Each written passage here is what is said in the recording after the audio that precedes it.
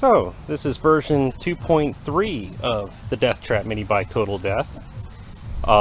In version 2.1, swapped out the 6-horse, like 190cc Briggs & Stratton, put in a Predator 224, and it's pretty much bone stock. It has the governor still, but it is modified for a little higher RPM, and it has a stator for a flywheel, so it has actually a light powered by the engine, which is nice. Otherwise, performance-wise, it is stock, other than like an advanced timing key to give it a little more timing. And that increased the speed over the Brigs from, like, I think it was around 27 miles an hour to almost 37 miles an hour. I'd have to recheck. One day I'll have to redo that test and see how fast this goes now that this is on version 2.3. In 2.2, I did add front suspension and a Sun F Power 2 tire that helps a lot over the boat tire, the spare boat trailer tire that was terrible.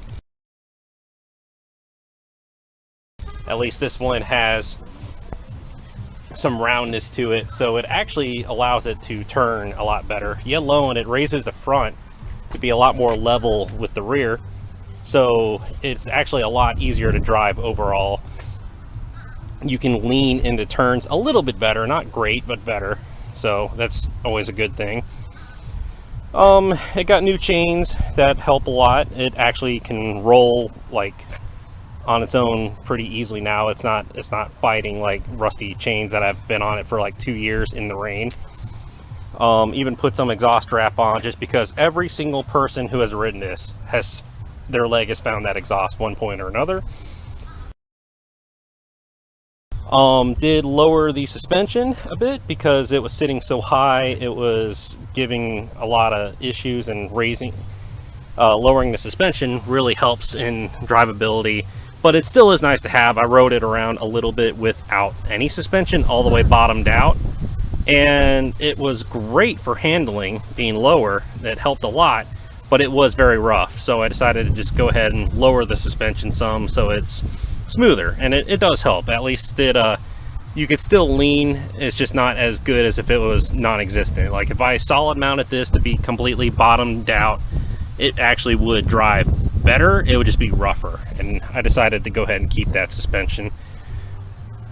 Otherwise, I lowered the seat by almost, say, 4 or 5 inches, so that helps get the center of gravity down a lot for leaning into turns. The seat is flat now, instead of it was before. To clear the rear tire was actually like way up here in the back,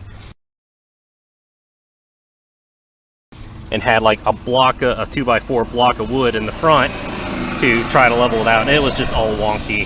So I did some modifications to it, and I did have one of my favorite signs in the back, but everyone kept hitting it every time climbing into this, so having it lower is good. But I did add this little bar just as a, hopefully, keep you from getting sucked in the rear tire, because that would be very painful. Otherwise, like, this is probably the final version for this year. Did not have time to do a new swing arm. Maybe next year that will be the thing. It still has a lot of sway to it, and I think the swing arm would make this truly the better machine that it really needs to be like reliable. I did actually do some driving on some grass area, and it actually handles pretty well. The rear tire weighing 170 pounds is still awkward because you can't really lean and too much. The knobby tires prevent the leaning a lot, but it is actually pretty okay off-road. I would never take this in a sand pit like people think it can handle.